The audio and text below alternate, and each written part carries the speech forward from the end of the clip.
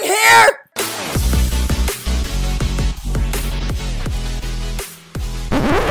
Hi, everybody. Sorry, my dog is giving me death eyes right now. We're gonna go out soon.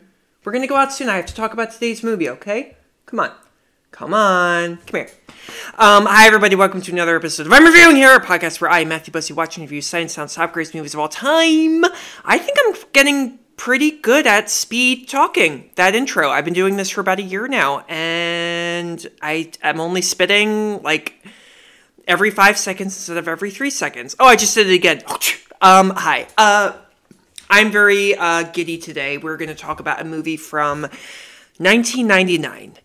1999 was, at least in my lifetime, the greatest year for movies ever.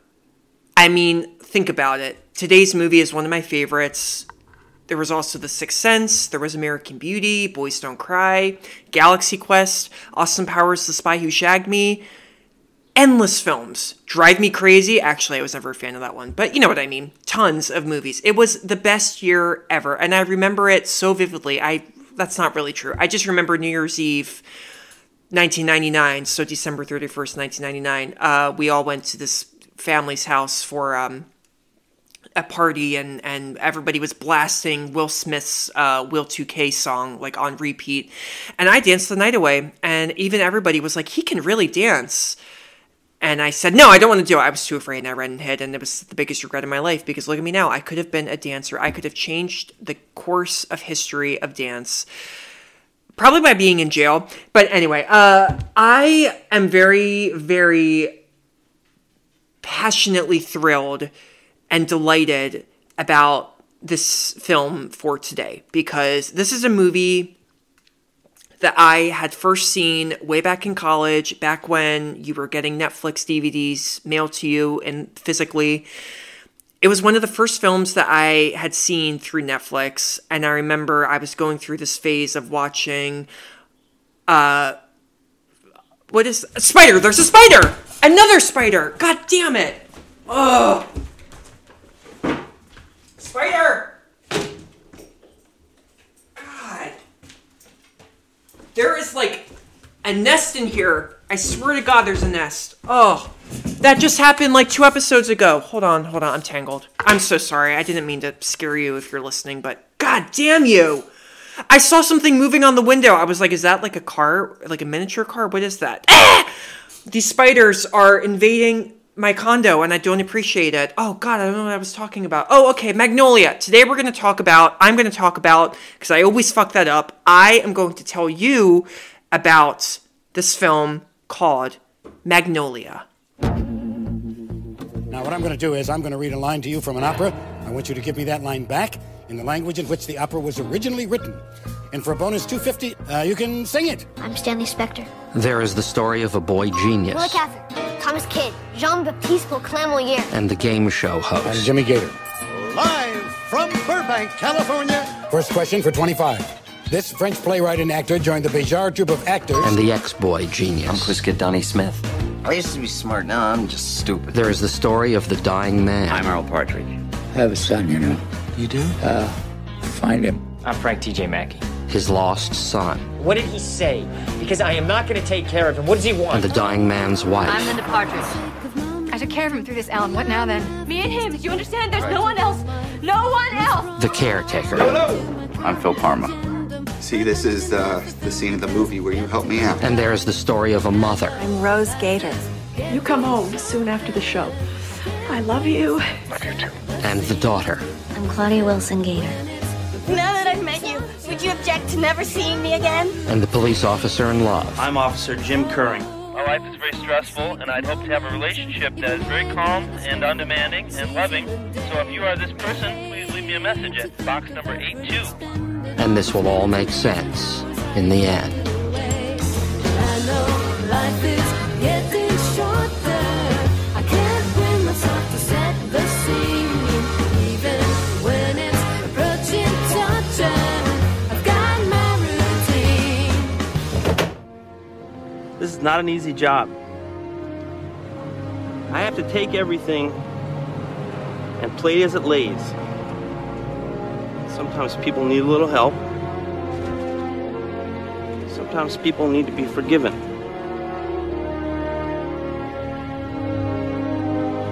And that is a very tricky thing on my part, making that call. But you can forgive someone? Well, that's the tough part. What can we forgive?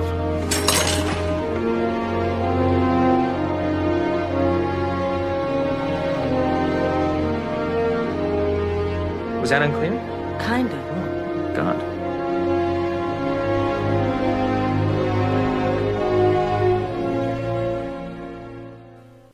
I don't like that trailer. That trailer does disservice to the movie. I don't like the way it's edited. Anyway, I remember what I was saying now before the spider interrupted my thoughts. I remember way back in the day, I don't remember which VHS tape it was, but I owned a VHS tape, and one of the trailers that played before the feature was the teaser trailer of this film, Magnolia. So not that trailer, but the teaser trailer. Why did I not play the teaser trailer? I don't know. I'm not smart. I should have played that instead. But I remember this trailer so vividly.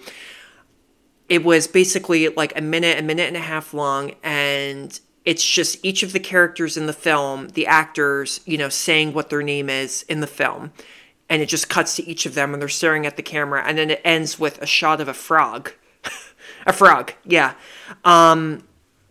What did it mean? I don't know. I just remember ever since then, I mean, this happens a lot with me. These images, these film trailers, they stick with you, and they really just affect you in a very weird way. And I remember since then, I was like, I really want to see Magnolia. I really, really want to see this movie. I don't know what it's about, but I mean, it's not even like I love frogs or anything. I knew that, there were some big names in it. Tom Cruise, Julianne Moore, William H. Macy, John C. Reilly. But I just knew I wanted to go see it. And I did in college, and I remember feeling so amazed by the scope of the film and the fact that it's over 3 hours long, and I managed to connect and sympathize, for the most part, with every single character so emotionally, so deeply, and I love this movie to death. And in rewatching it, I almost didn't rewatch this movie for this episode because I thought I knew it so well enough. I was dead freaking wrong. I missed so much in this film upon watching it for the second time. It is now one of my most favorite films because I think it's like I'm feeling like a kid again. I'm feeling like that college kid again or that high school kid again. Did I say college? I think I meant to say high school. I'm sorry. I'm like one of those high school kids again who, gets to see these original films for the first time, and my geekometer just goes and just goes crazy. I love Magnolia. I love it. This is written and directed by Paul Thomas Anderson. Paul Thomas Anderson used to go by P.T. Anderson. He is married to Maya Rudolph. Fun little trivia that I always like to say. He was like 29, I think, when he made this movie. He had previously done a movie called Boogie Nights, which came out in 1997. Starring Mark Wahlberg, also Julianne Moore, also William H. Macy, Alfred Molina, Heather Graham. I don't quite know the best way to describe Paul Thomas Anderson because, originally his movies always were filmed in Los Angeles. They really were character dramas that really explored really flawed individuals in Los Angeles. Los Angeles, that was like always the setting for his films. That's kind of what made him... That was his what made him, a true auteur. That was one of his styles that he always did. But he did that for many films. He did it for this. He did it for Punch Drunk Love, a movie starring Adam Sandler. And then he kind of switched a little bit, and he did There Will Be Blood with Daniel Day-Lewis, which is not set in Los Angeles. And then he did, what was it, Phantom Thread, which stars Daniel Day-Lewis and is not at all like his previous films. But then he did Licorice Pizza, which came out in 2021 and is set in Los Angeles and is very much like a Paul Thomas Anderson film, So that's kind of I guess that's the best way to describe him. I think, honestly, and this is, just me geeking out, he's just a great director. I think that's that's what sets him apart. I mean, there's a lot of other great directors, but I think Paul Thomas Anderson, he is like an inspiration for every filmmaker out there who is young and just wants to, make great art. They look at him because this guy made movies when he was in his 20s with these huge acclaimed actors and actresses, and that is amazing. I mean, I could talk a lot about Boogie Nights and how Burt Reynolds and he like didn't get along, and I think what I love about Magnolia is that most of the cast is so well known and obviously older than Paul Thomas Anderson, but they trusted him to do this movie, and what he made is a magnum opus of character study. This is one of my favorite character study films ever. I've reviewed a lot of character study movies. Some of them can be very boring, and I'm not a fan of them. This one, from very beginning to the very end, I was just completely floored by every single choice, every single bit of dialogue, every single style choice, every single little bit of music and what happens in the screenplay. Everything amazed me in Magnolia. Plot synopsis.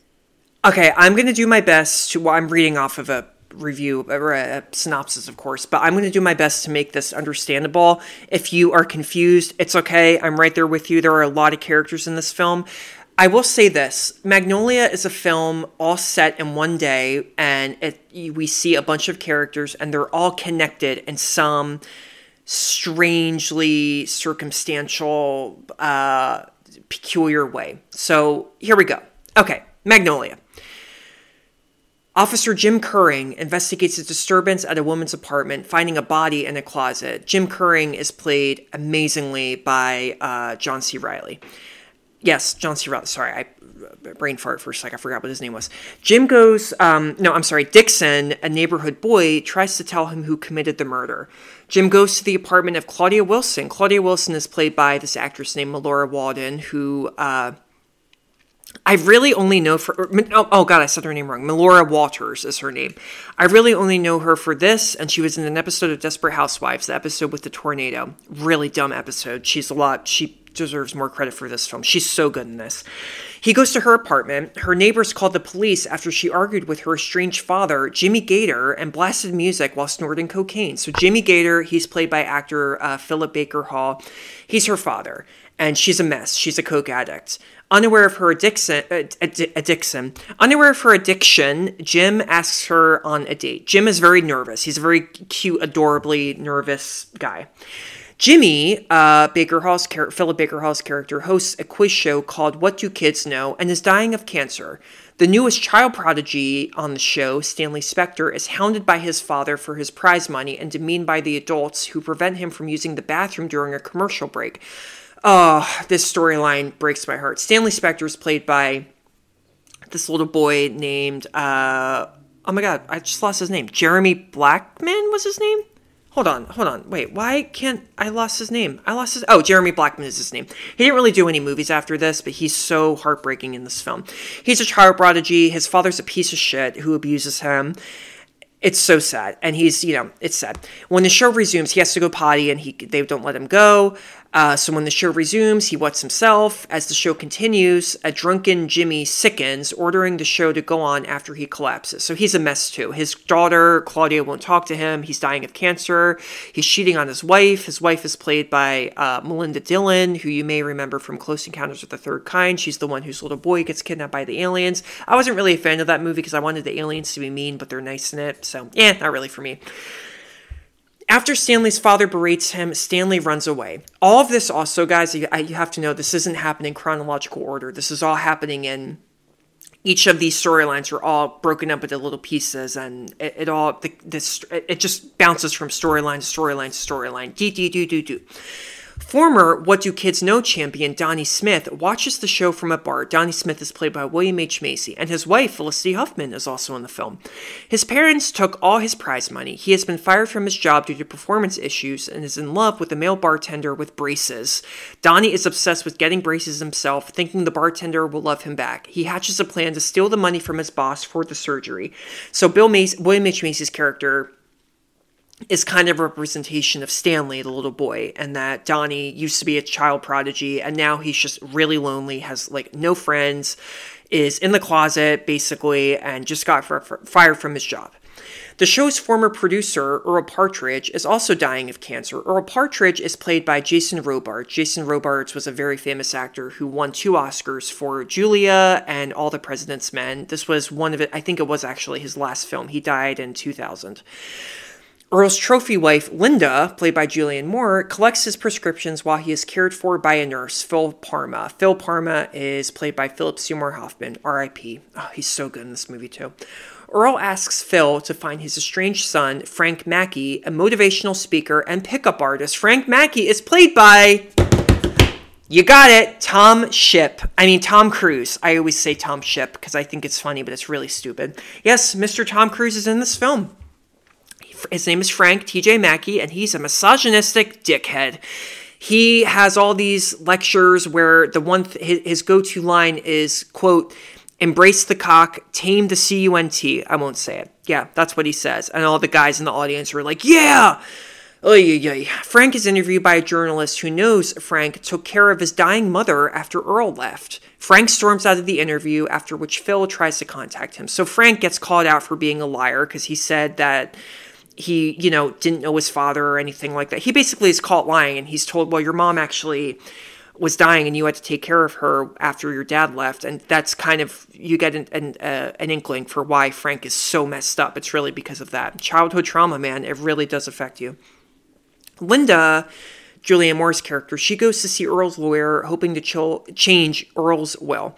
She married Earl for the money, she says, but now loves him and does not want it. The lawyer suggests she renounce the will and decline the money, which would go to Frank. Linda rejects his advice and berates Phil for seeking out Frank, but later apologizes. She drives to a vacant parking lot and takes handfuls of medicine with alcohol. Dixon, so the little boy from the beginning of the film, finds Linda near death in the car, takes money from her purse, and calls an ambulance. See here? So everybody's getting connected. Everybody is connected in this film. Jim loses his gun. John C. Reilly's character loses his gun while trying to catch a suspect. When he meets Claudia, they promise to be honest with each other, so he confesses his ineptitude as a cop and admits he has not been on a date since he divorced 3 years earlier. Oh. Claudia says he will hate her because of her problems, but Jim assures her that her past does not matter. They kiss, but she leaves him. It's a sweet moment. Jimmy goes home to his wife, Rose, and confesses that he cheated on her. She kind of knows this, and she asks why Claudia does not talk to him, and Jimmy admits that Claudia believes he molested her. Yeah. Rose demands to know if it is true, but Jimmy says he cannot remember. Rose leaves him. It's a really cringy moment because what do you mean you don't know if you molested your daughter? What are you talking about? So Jimmy's kind of like an asshole in this film, but he's not really portrayed as being this like horrible monster. He's someone who knows that he is a horrible human who's made a lot of mistakes, it punches you in the chest. It really does. It really does. And also, what do you mean you don't know if you hurt your daughter? So he is. Oh, God. It's bad. Donnie steals the money from his employer's safe. As he drives away, he decides to return the money but cannot get back in. While climbing a utility pole to the roof, Jim sees him. Suddenly, are you ready? Frogs begin falling from the sky. Yes, this is real. One of them hits Donnie and he falls from the pole and smashes his teeth. Remember, he wanted to get braces. Well, now his teeth are smashed. As Jimmy is about to kill himself after, Rose left him when he told her about the molestation thing, frogs fall through his skylight, causing him to shoot the television and cause a house fire. Rose crashes her car near Claudia's apartment, but makes it inside and reconciles with her daughter. Earl is awakened and sees Frank beside him before dying. Linda's ambulance crashes near the hospital. Donnie is rescued by Jim, and the gun falls from the sky. Jim helps Donnie return the money. Frank goes to the hospital to be with Linda, who will recover. Stanley tells his father that he needs to be nice to him, but he tells him to go back to bed. His dad's a piece of shit in this film. Jimmy goes to see Claudia, telling her he wants to make things work between them. As Jim is explaining, Claudia looks at the camera and smiles. The end. Prepare a list for what you need before you sign away the deed, 'cause it's not going to stop. It's not going to stop. It's not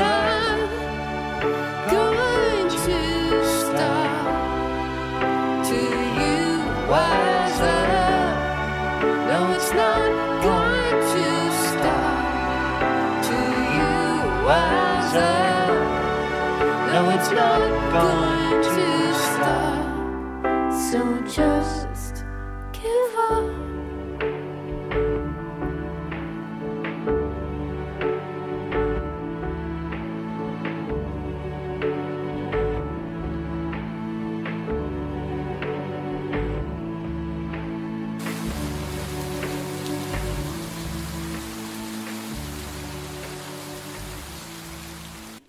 Oh yes, that's a music number in the film.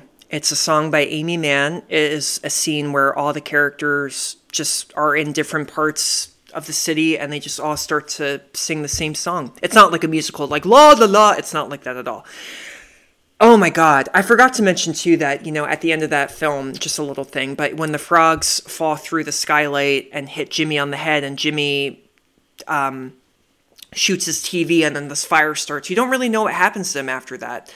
I think it's implied that, maybe the fire is going to kill him, but you don't know.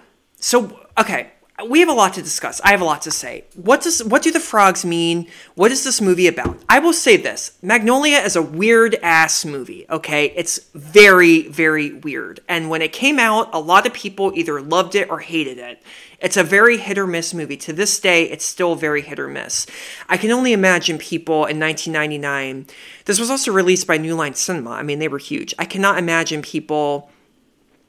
going to a packed movie house, seeing a 3-hour-long movie with Tom Cruise, and then at the end, frogs fall from the sky. I can just see, like, stoners being like, what is this shit? It's so weird and stupid. I can understand when you first see this movie, a lot of it, it's just very WTF, I mean, not even a lot of it. It's just the frogs. It's really all about the frogs. But this is really a very poetic film.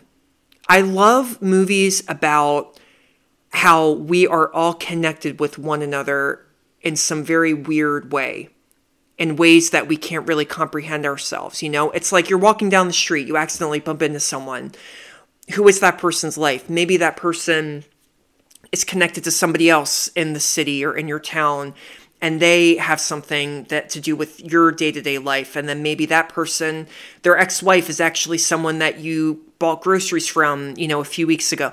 It's like that. It's things like that. I am so fascinated by that. It's the geeky little philosopher, fate guy in me that is like, Fate, F-A-T-E, guy who is really obsessed with that. There was a movie called Cloud Atlas that came out in 2012 that was kind of similar to Magnolia. It was another movie about, fate and existence and a lot of themes. But the common thing was about how the common message was about how we're all connected. And that is such a moving thing to really think about in Magnolia. Also, Magnolia is just a great, well-written film. I think what makes it work so much is how it's just a really good movie about really lonely people. Everybody in this movie is so lonely and hurting deep down, Regret is a huge theme in this film. Regret and forgiveness and love and oh God, just so much. Everybody kind of wants to forgive somebody in this film. Everybody is also kind of looking for some sort of love. And the biggest thing is that everybody is connected in some very strange but heartbreaking, sometimes beautiful way. I kind of said this in the beginning. There's not a single character in this film that I felt sympathy for. I mean, truly. I don't know. Jimmy, the dad, is obviously a sack of shit, but, Frank T.J. Mackey, Tom Cruise's character is a misogynist, but you understand why he's a misogynist. You understand why Claudia is so cold to John C. Reilly's character when they first meet. You understand it. You understand these characters so much. Also, I was an idiot in high school. For me to watch a movie like this that is very deep, and for it to hit me so emotionally, and for me to understand it at that young an age, that's saying something. I think that's why Magnolia is one of my favorite films, because, again, it's like I said before, you watch movies when you're a kid, and they just stick with you forever. I think I don't know, there's just something about this movie, something about what it's trying to say that is so deep for me. It really impacts me. Really. BTS Secrets and Scandals! Oh, have I got some BTS secrets and scandals for you? Well, not really scandals, but yeah, there's a lot for this movie. So, Magnolia was originally meant to be a smaller film with less characters and not long. Anderson realized that there were a lot of actors he wanted to create parts for, so the project blossomed into something much bigger. So this was not meant to be a 3-hour-long movie, people. Oh no. If this was a shorter movie, I don't think I'd like it as much. Yeah, but you know, a lot of critics completely disagree with what I just said. At the time of its release, Paul Thomas Anderson stated that he really felt that Magnolia, quote, is for better or worse, the best movie I'll ever make. No, I don't agree with that. I think this is my favorite Anderson film, but I don't know if it's his best. I don't know. Like, I love Licorice Pizza, the movie. I loved Boogie Nights. I even loved Punch Drunk Love. There Will Be Blood. I think the only Anderson movie I didn't like was Inherent Vice. I don't know. I will agree, though. I think this is his best written film that he's ever made. Best made? Again, it's my personal favorite, but is it his best made? I don't know. Now, this is disappointing. In an interview with Mark Marone in January of 2015, Anderson was asked if he had the opportunity to recut the film. He replied, "I'd slice that thing down. It's way too fucking long. It's unmerciful how long it is." He added that maybe a few trajectories in the film's plot lines could have been eliminated. No, Anderson, no! Anderson Cooper, no! No. Anderson, you're completely wrong. Do not say that ever again. Yeah, that really upset me.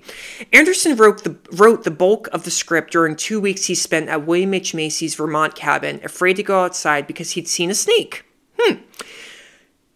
Cool little fact. What if he didn't see the snake? He may have not written this movie. Claudia was the first character created, and the other characters were branched off from her. I like that a lot. I can see that. Claudia is like one of my favorite. Claudia and Jim's storyline's probably one of my favorites in this film. She's so good. When Anderson approached actor George C. Scott about playing the role of Earl Partridge, Scott allegedly threw the script across the room saying, "This is the worst fucking thing I've ever read. The language is terrible." I'm not surprised. George C. Scott was a pretty volatile man. If you don't know him, he was in Doctor Strangelove. He was in Patton. And I feel like it's a lot of art imitating life when you watch him act. Apparently, he really did act like that. Marlon Brando was also considered for the role of Earl Partridge. That's the role that Jason Robards played.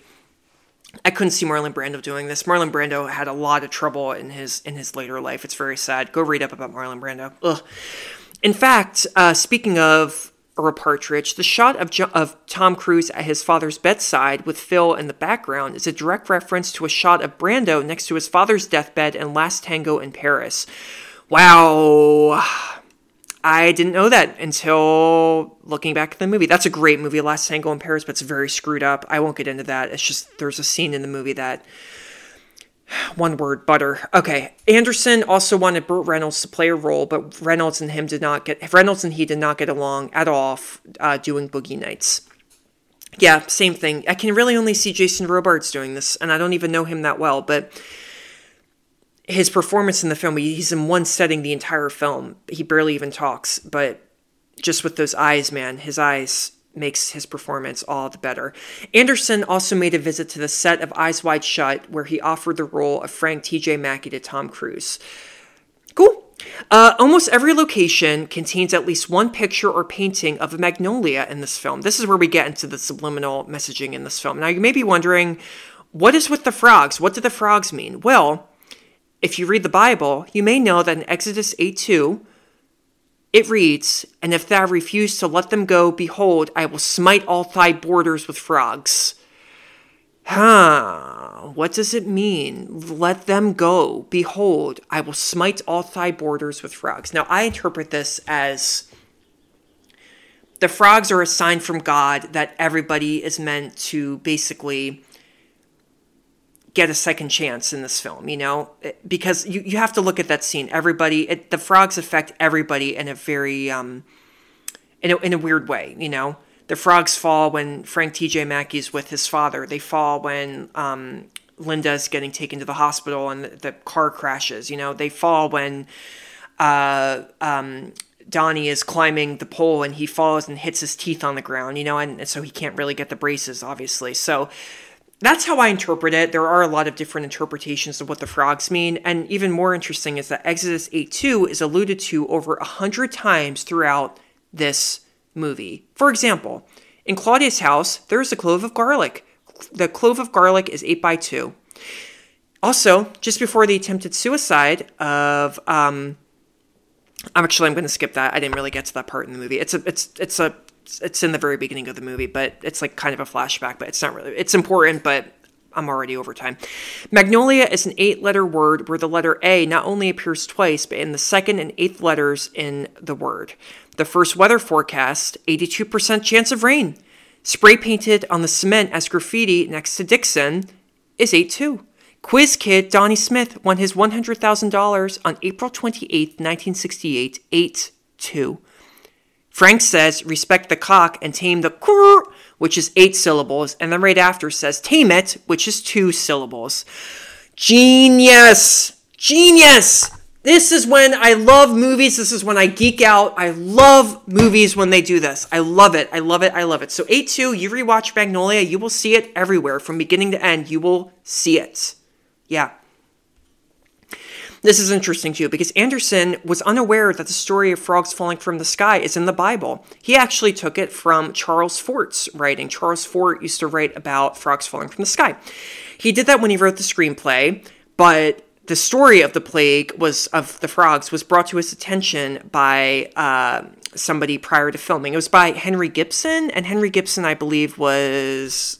Oh God, I didn't write this down. Oh, Henry Gibson was an actor in the movie. I'm sorry. I forgot that note. Yeah, he told him about that. He was like, dude, this actually has a lot to do with the Bible. And when he found that out, he went, okay, well, we're going to make this about, Exodus 8:2. And he ended up adding in all those little subliminal images in the film. Another, I kind of saw this coming, but there's foreshadowing. There's a scene where Dixon is rapping to Officer John C. Reilly's character, Jim, and he raps, quote, if the sunshine don't work, the good Lord bring the rain in. Ribbit.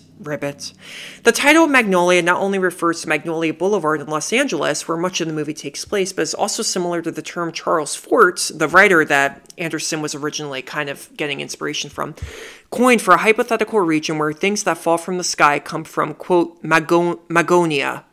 Don't really know what that is. Over 7,900 rubber frogs were made and used in the frog scenes. The rest were created by CGI. No real frogs were harmed during production. That's very nice. I like that. The word fuck is used 190 times. Very cool.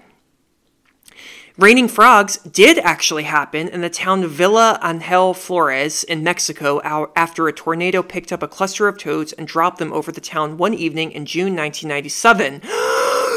It can happen. This actually also allegedly happened to actor Philip Baker Hall, who plays Jimmy in the film, while he was vacationing in Italy. It can happen, and it makes me think about what other animals could fall from the sky. What if humans fall from the sky? What if men fall from the sky? Like, what if It's Raining Men, Hallelujah, It's Raining Men actually came true, and men fall from the fucking sky? Be a lot of accidents. There would be a lot of accidents. Okay. Let me swallow. Oh, let me get some water. Philip Seymour Hoffman stated that, quote, no, I'm not at the quote yet. Hold on. During the deathbed scene, everything after Frank's I'm not going to cry for you, that's the line he says, was improvised by Tom Cruise. Cruise didn't feel the scripted lines worked, and Anderson told Cruise to think of when his own father died and let it move him. During the next take, Cruise broke down sobbing, resulting in the scene seen in the film. Hoffman stated Phil's reaction to Frank's sobbing was his own, since he didn't know Cruise would enter such a zone, and he felt the purity of Cruise's emotion. All right. A lot of people don't like Tom Cruise because he's a Scientologist. I have some issues with that as well. I am, in this case, going to separate the artist from the person and just say that Cruise is amazing in this film. Now, the crying scene is very over the top. It is. I don't really think Cruise is the best crier in the world, but this is such a different role for him, especially when it came out in 1999. So much so that he actually was nominated for an Oscar for Best Supporting Actor. He did not win, though. Michael Caine won for the Cider House Rules. He's great in this, though. And this, I'm going to get into the quotes, the critics' reviews next. But, one thing that people didn't like about the film was that they thought it was too overdramatic, too melodramatic, overdramatic, yada, yada, yada. It is melodramatic. It is very melodramatic. I'm not going to lie. I fell for it, though. I liked it. I liked how melodramatic it is. It's, Linda's storyline, too, with Julianne Moore. It is very soapy. It is. And I love Julianne Moore, but even when she cries like Tom Cruise, I'm kind of like, it's a very ugly cry. But I believe it. I really do believe it. And Cruise, man, I'm trying to think about like a Cruise pun, but I can't think of one right now. You sink me. There we go. The best moment. The frogs falling from the sky. Absolutely phenomenal. And also the music number. I love that music number. So much so that just the other night, I was listening to that song on repeat on Spotify so much that I couldn't get to sleep at all that night. I had to take an anxiety pill because I could not get to sleep. Yeah, it's okay though. Songs do that to me sometimes. And Amy Mann, it's not your fault. I love that song so much and you should too. Mais est-ce que je suis d'accord avec les critiques de ce film? So, yes, most critics liked this movie, but some of them said it was good but not great, and some of them said, I hate it. Joe Morgenstern of the Wall Street Journal called Magnolia a sprawling, enthralling phantasmagoria. I love that word. David Denby of The New Yorker said, everyone has a favorite bad movie. Magnolia is a rare case of a great, terrible movie. Boo, I don't think it's terrible. No, I don't. I don't think it's terrible. That's a really harsh word. John Anderson of Newsday said, do we care? We don't really, because while Anderson gives us a lot, he never gives us any opportunity to invest in his characters or a sense of purpose to his pageant of unhappiness. No, I disagree. I was invested with every character in this film. Everyone. It is an unhappy movie. I'm not going to lie. It is. But, this is life. A lot of people are not happy in life. So here's a movie that really explores that. Paul Tatara of CNN.com said Paul Thomas Anderson's ambitious, sprawling mess of a film, Magnolia, is, quote, Altman-esque in every sense of the word, which is to say that it fluctuates wildly between great, crazy, and nearly intolerable. I did not find it intolerable. I actually liked it more than Robert Altman. That's what Altman-esque means. Robert Altman was a very famous American director, and his films had a huge cast of people, and they were very slow and very long. Magnolia, though, I did not find slow. Roger Ebert of the Chicago Sun-Times loved the movie. He said Magnolia is operatic in its ambition, a great joyous leap into melodrama and coincidence with ragged emotions, crimes and punishments, deathbed scenes, romantic dreams, generational turmoil, and celestial intervention, all scored to insistent music. Celestial intervention, indeed. Rene Rodriguez of the Miami Herald said, exhausting at times, frustrating in others, Magnolia is mostly just exhilarating, the product of a raw, vibrant talent finding his footing in an adult world and unafraid to make mistakes. Yeah, I agree.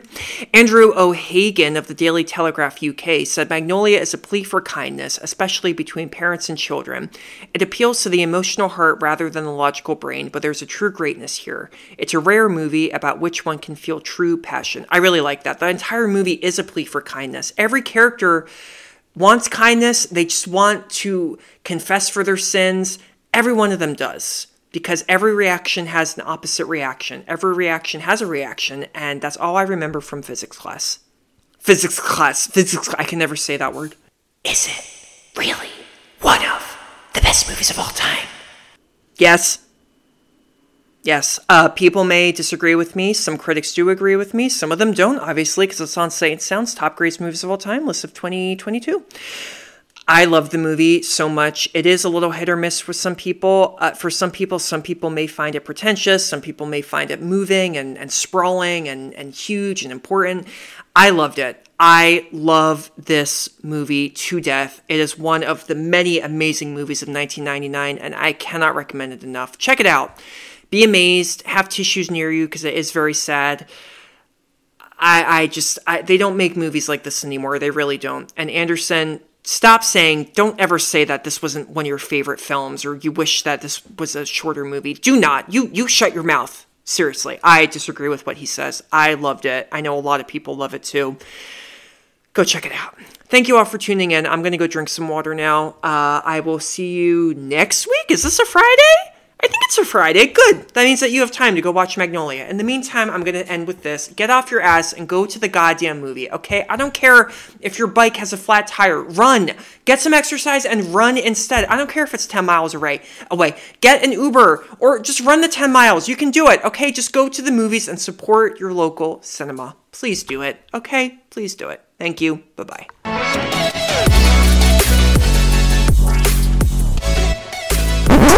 Oh, you made it. Thank you so much for tuning in to another episode of I'm Reviewing Here. New episodes drop Tuesdays and Fridays. You can get this podcast wherever you get your podcasts.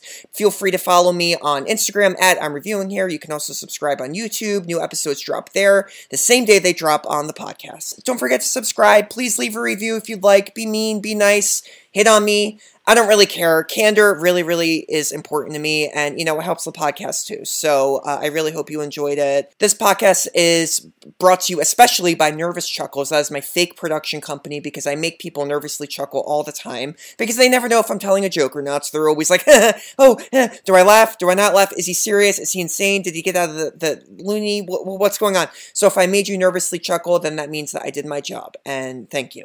There is no funding for this podcast, but if you want to give me money, then, hit me up. DM me. Bye-bye.